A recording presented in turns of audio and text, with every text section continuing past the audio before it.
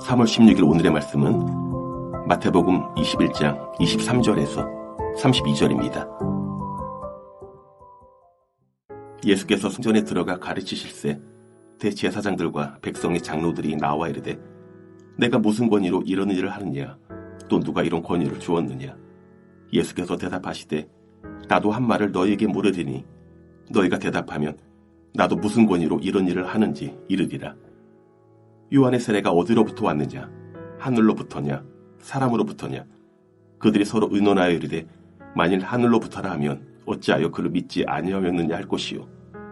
만일 사람으로부터라 하면 모든 사람이 요한을 선지자로 여기니 백성이 무섭다 하여 예수께 대답하여 이르되 우리가 알지 못하노라 하니 예수께서 이르시되 나도 무슨 권위로 이런 일을 하는지 너희에게 이르지 아니하리라.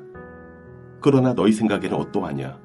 어떤 사람에게 두 아들이 있는데 맏아들에게 가서 이르되 예 오늘 포도원에 가서 일하라 하니 대답하여 이르되 아버지 가겠나이다 하더니 가지 아니하고 둘째 아들에게 가서 또 그와 같이 말하니 대답하여 이르되 실소이다 하였다가 그 위에 뉘우치고 갔으니 그 둘 중에 누가 아버지의 뜻대로 하였느냐.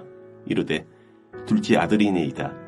예수께서 그들에게 이르시되 내가 진실로 너희에게 이르노니 세리들과 창녀들이 너희보다 먼저 하나님의 나라에 들어가리라.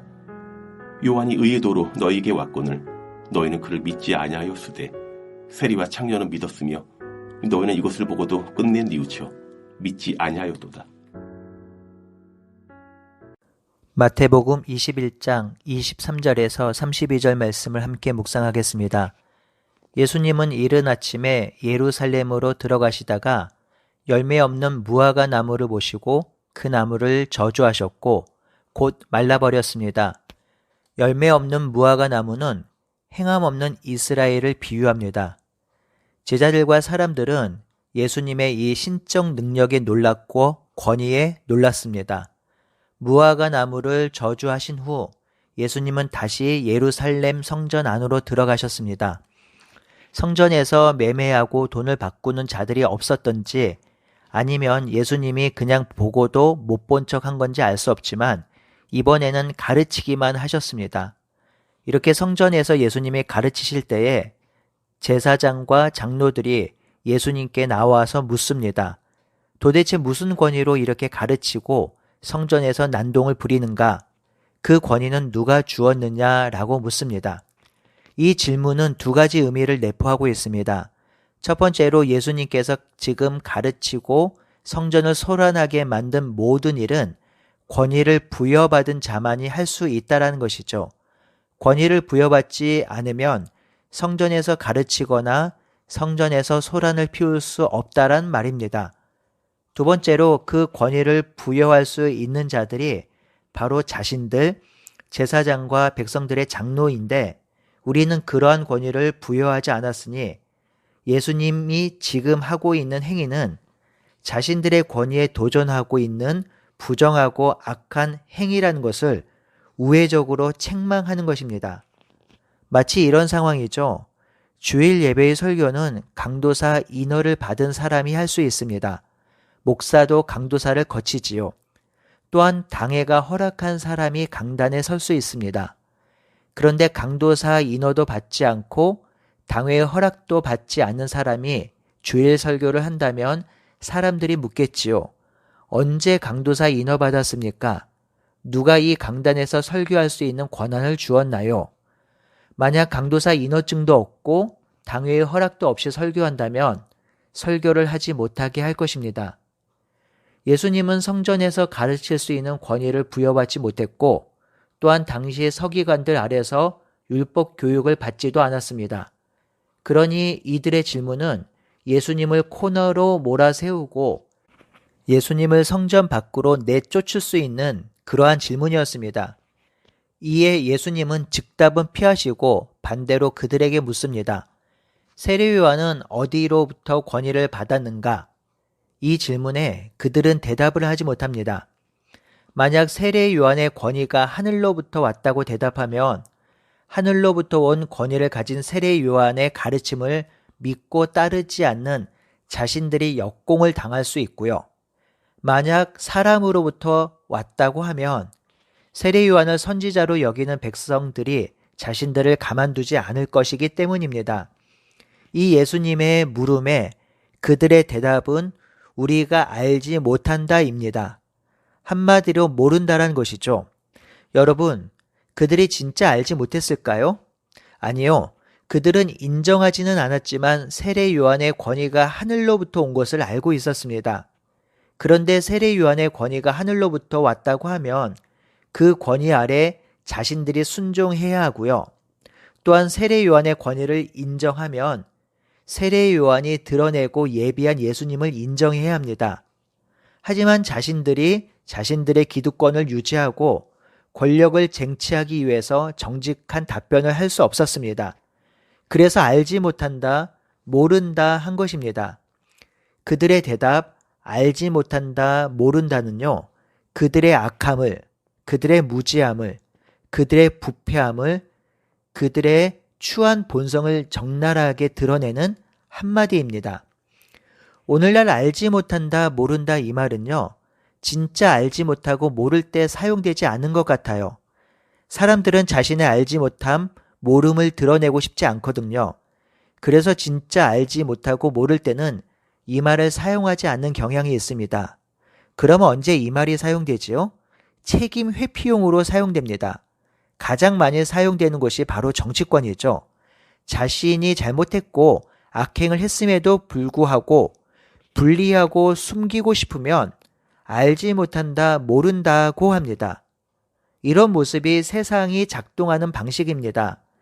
진리와 진실 앞에 분리하면 알지 못한다, 모른다 하죠. 세상은 그렇게 점점 더 썩어가고 부패합니다. 성도 여러분, 하나님의 말씀이 우리에게 물을 때가 있어요. 제대로 살고 있니? 예수님을 주인으로 삼고 있니? 하나님보다 돈을 더 귀하게 여기고 있는 것은 아니니? 인생의 목적이 너 자신의 꿈을 이루는 것이니 하나님의 꿈이니? 성도를 진심으로 사랑하니? 성도를 진심으로 사랑하려면 무엇을 해야 하니? 기도할 때 하나님과 진실되게 교제하니? 더 섬기기 위해서 기도하니? 작은 자, 가난한 자, 소자, 어린아이와 같은 자를 섬기니? 하나님의 말씀은 우리에게 끊임없이 묻고 도전합니다. 그때 모르겠어요, 알지 못합니다 라고 회피하지 않았으면 좋겠습니다. 하나님의 물음에 정직하게 대면하고 정직하게 반응해야 합니다.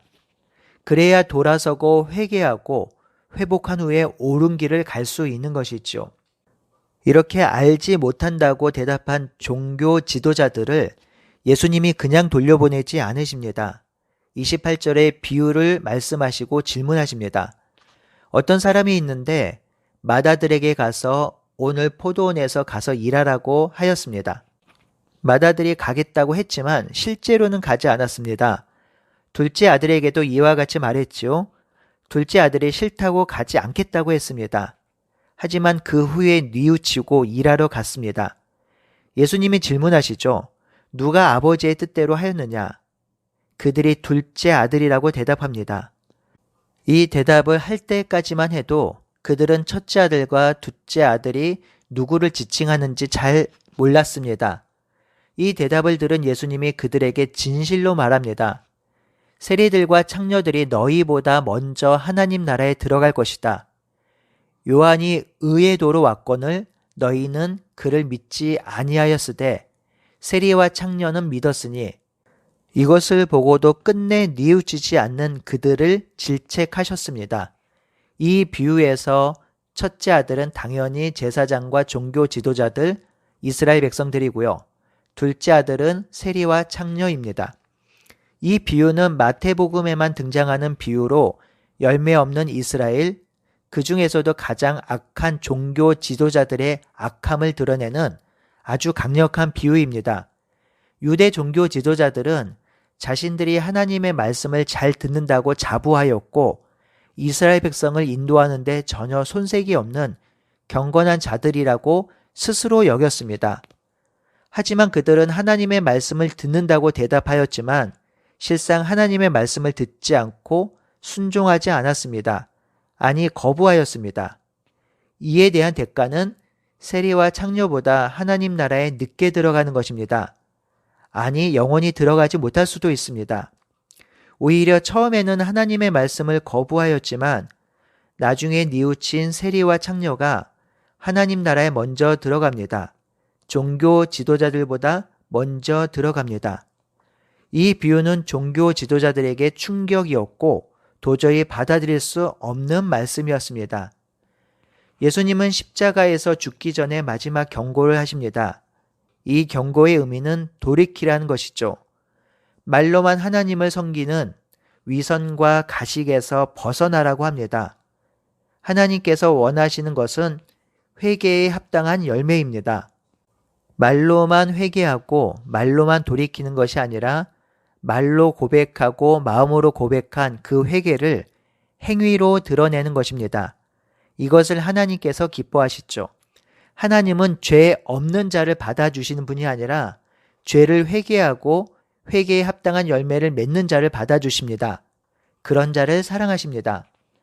사랑하는 성도 여러분, 오늘 본문의 중심 주제는 권위 논쟁인데요. 여러분은 인생의 권위를 어디에 두고 있나요? 누구의 권위를 인정하고 살고 계시는지요? 내 권위로 내가 주인 되어 살고 있는지요? 아니면 하나님의 권위를 인정하며 그 권위에 순종하고 살고 있는지요? 하나님의 권위를 인정하는 사람은 회개하며 회개에 합당한 열매를 맺는 사람입니다.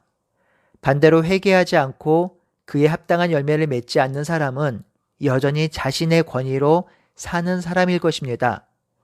우리 인생의 권위를 어디에 두고 있는지 생각하는 하루가 되기를 바라며 오늘도 우리의 왕 대신 하나님의 권위를 인정하며 그 권위에 순종하며 사는 하루가 되기를 바라고 소원합니다. 아멘.